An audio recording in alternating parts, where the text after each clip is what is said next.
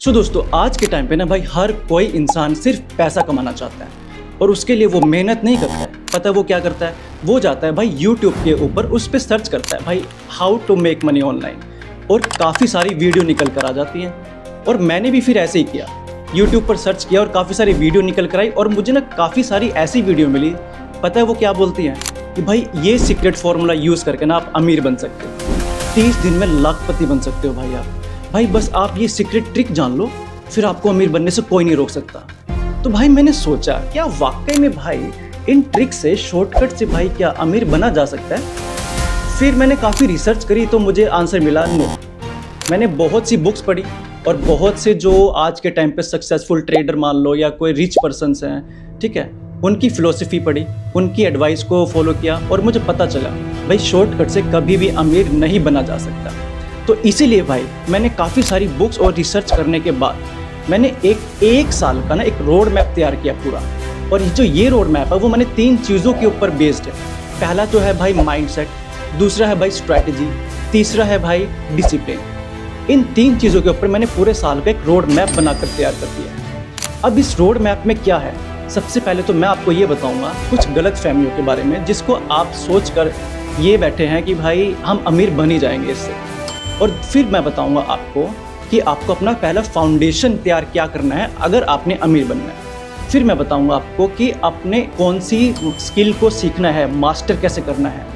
फिर उसके बाद सबसे पहली अर्निंग आप कैसे करेंगे, उसके बाद आप बिजनेस अपना स्केल अप कैसे करेंगे, बड़े लेवल पे कैसे पहुंचाएंगे इस बिजनेस को। सो दोस्तों, अब मैं सबसे पहले बात करता हूँ कि कुछ मिथ्स के बारे में, कुछ आपकी ना गलतफहमी में दूर करना चाहूँगा। देखो, सबसे पहले लोग क्या सोचते हैं कि भाई ट्रेडिंग से ना भाई मैं पैसा कमा सकता हूँ। नो डाउट आप कमा सकते हो, लेकिन आप ये तो पूछो कि आपको ट्रेडिंग आती है। जो सक्सेसफुल ट्रेडर होते हैं ना, जो अच्छा खासा प्रॉफिट बनाते हैं, भाई उनको ना सालों हो गए होते हैं ट्रेडिंग करते हुए। वो वाकई में दिल लगा के, मेहनत से, डिसिप्लिन के साथ ट्रेडिंग सीखते हैं, अपनी गलतियों को सुधारते हैं और सारे रिस्क मैनेजमेंट करते हैं, नॉलेज लेते हैं, तब जाके वो ट्रेडिंग से पैसा कमा पाते हैं। तो अगर आपको भी ट्रेडिंग से पैसा कमाना तो ये चीज़ें आपको भी करनी पड़ेगी भाई। दूसरा आप सुनते होंगे भाई ड्रॉप शिपिंग से ना भाई लोग मिलीनियर बनते हैं। बिल्कुल बनते हैं, लेकिन ड्रॉप शिपिंग इतनी आसान है क्या? 1-2 साल भी लग जाते हैं अपने बिजनेस को बिल्ड करने के लिए। सबसे पहले तो आपको क्या करना पड़ेगा भाई, कम से कम 1 महीना तो आपका वो ढूंढने में जाएगा सप्लायर भाई। और सप्लायर, अच्छे सप्लायर को ढूंढना ना बड़ा मुश्किल होता है आज के टाइम पे, क्योंकि आजकल भाई पता है स्कैम फ्रॉड कितने चल रहे हैं। अब इसमें आपको जो प्रोडक्ट आप दे रहे हो ना, वो भी आपका अच्छा होना चाहिए, हाई डिमांड का प्रोडक्ट होना चाहिए। और फिर उसके बाद आपको ना एड्स भी चलानी पड़ेगी भाई, ठीक है। फेसबुक एड्स हो गया, इंस्टाग्राम की एड्स होगी, तो ये सारी एड्स भी चलानी है। तो ये सारी ध्यान रखना चीज़ें, तब जाके ड्रॉप शिपिंग में कदम रखना। अब और क्या सुनते हैं भाई आप, क्रिप्टो से भाई करोड़पति बनते हैं। नो डाउट भाई बनते हैं, इसमें भी बनते हैं। लेकिन ये बात सुनकर ना आपने बिना नॉलेज के एक अकाउंट खोल लिया होगा क्रिप्टो का, और उसमें पैसे डाल भी दिए होंगे और फिर आपको लॉस भी हो गया होगा, हो सकता है। अब पता है क्यों? क्योंकि आपने कुछ सीखा ही नहीं है कि आपको पता है क्रिप्टो होती क्या है। अगर आपको जानना है ना क्रिप्टो के बारे में पूरी डिटेल, मेरी ये वाली वीडियो जाकर देख लेना, मैंने सब बताया हुआ है इसमें कि ट्रेडिंग कैसे सीखनी है आपको वाकई में। अब उसके बाद क्या होता है भाई, फ्रीलांसिंग में सबसे बड़ी गलती जो लोग करते हैं, जो सोचते हैं कि भाई आज मैंने अगर फ्रीलांसिंग शुरू करी ना, तो कल से मुझे सेल्स आनी शुरू हो जाएंगी, प्रोडक्ट आने शुरू हो जाएंगे, कल से मेरा पैसा कमाना शुरू हो जाएगा। भाई 2-2, 3-3 साल, यहाँ तक कि कुछ लोगों को 5-5 साल भी लगे हैं फ्रीलांसिंग से अपना बिजनेस बिल्ड करने में। इतना आसान नहीं होता भाई ये। तो इसमें सबसे पहले तो भाई आपको अपना प्रोडक्ट एक्सीलेंट करना होता है, हाई डिमांड प्रोडक्ट रखना होता है, स्मार्टली प्ले करना होता है, रिलेशनशिप बिल्ड करना होता है कस्टमर के साथ, तब जाके ये चीज़ें होती हैं। सो दोस्तों, अब हम अपनी जर्नी की सबसे पहली सीढ़ी पर चढ़ने जा रहे हैं। वो है भाई आपको पहले 1 महीने में अपना फाउंडेशन को स्ट्रॉन्ग करना है। फाउंडेशन किस चीज़ का भाई? देखो मैं समझाता हूँ। देखो भाई, आपको अमीर बनना है ना, पैसा कमाना है, फिनेंस को खेलना है, लेकिन क्या आपको फिनेंस की नॉलेज है, फिनेंस की एजुकेशन है? क्या आपको पता है कि पैसा कमाया कैसे जाता है, जो आप पैसा कमा रहे हैं उसकी वैल्यू क्या है? सबसे पहले भाई पहले महीने में आपको फिनेंस नॉलेज, फाइनेंशियल एजुकेशन को लेना है, ये ध्यान रखना है। सो दोस्तों, अब हम अपनी जर्नी की दूसरी सीढ़ी पर चढ़ते हैं, वो है स्किल मास्टरी। अब आपको दूसरे महीने में, तीसरे महीने में, चौथे महीने में, ये 3 महीने में आपको कोई ना कोई स्किल सीखनी है। अब वो स्किल ऐसा नहीं है कि आप कोई भी स्किल सीख लो भाई, ये गलती मत कर देना, ठीक है। आपको क्या करना है कि वो स्किल आपके इंटरेस्ट की होनी चाहिए, जिसमें आपका इंटरेस्ट होगा वही स्किल सीखें, पहला। ताकि आप उसमें दिन रात तभी आप मेहनत कर पाएंगे, मन से काम आप तभी कर पाएंगे। दूसरा, वो स्किल हाई डिमांड में होनी चाहिए। मान लीजिए आपने कोई एक स्किल सीख ली जिसकी कोई डिमांड नहीं है, मार्केट में कोई कस्टमर नहीं मिल रहा, तो क्या कमाओगे भाई? आप पैसा अमीर भी नहीं बन पाओगे। तो यही चीज़ ध्यान रखनी है, पहला आपका इंटरेस्ट हो, दूसरा भाई आप वो हाई डिमांड स्किल होनी चाहिए।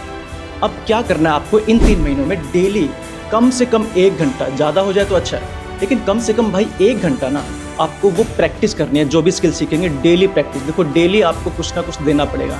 तो दोस्तों अब हम चढ़ते हैं अपनी तीसरी सीढ़ी पर।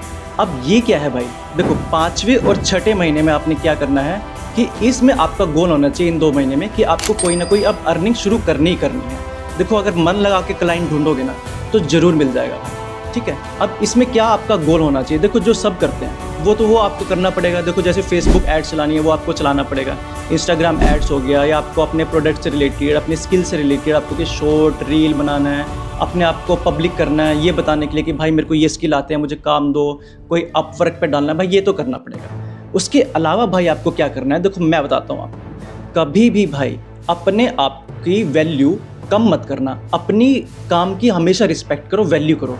आपने जो प्राइस रखा है वो प्राइस आपका कम नहीं होना चाहिए। लोग ना शुरुआत में भाई यही गलती करते हैं कि भाई मैंने अभी शुरू किया है तो प्राइस कम कर देता हूँ, आपके ना काम की वैल्यू कम हो जाएगी।